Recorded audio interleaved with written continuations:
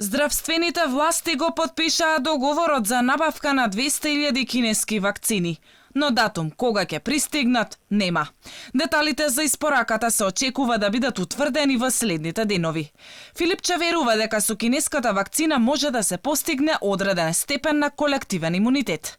Истовремено уверува дека имунизацијата ќе започне овој месец. Сега за сите вакцини има различни публикации.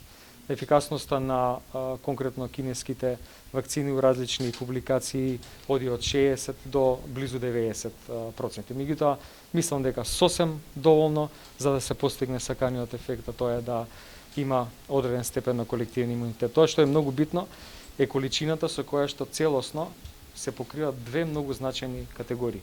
Прво здравствените работници, буквално сите, и не само здравствени работници, туку и сите други нездравствени работници кои што работат во здравствениот систем и најризичната категорија на возрастни граѓани со хронични болести. Иако според голем дел од епидемиолозите, но и разни истражувања покажуваат дека најбезбедни се вакцините на Pfizer, Moderna и Sputnik.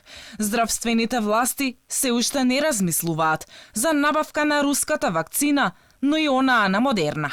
Модерна уште на почеток ми кажаа дека најмала количина за која што разговарате нешто што е навистина многу за нашиот на пазар со оглед на тоа што веќе бевме влезени и во COVAX системот и во преговори со Pfizer, значи понудија најмалку 2 милиони дози. Меѓутоа отворени сме за апсолутно сите опции. Јас верувам дека после месец март многу подостапни ќе бидат сите вакцини, многу полесно ќе одат сите тие разговори, ќе се зголеми достапноста буквално секаде во Европа.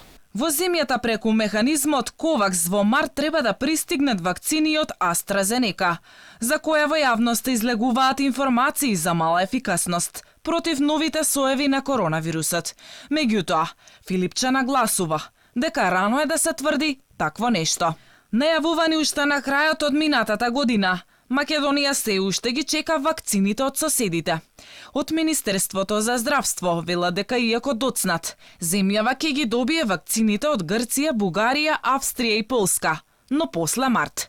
Додека за ветените вакцини од Србија се уште се чека дозвола на компанијата Pfizer. Додека дел од европските земји привршуваат и со второто вакцинирање на граѓаните, а Германија најавува дека се обезбедени вакцини и за 2022 година.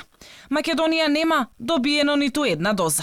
Земјава во најоптимистичката варијанта за имунизација од март до јули на располагање ќе има околу 320.000 вакцини за 160.000 граѓани, што нема да покрие ниту 10% од населението.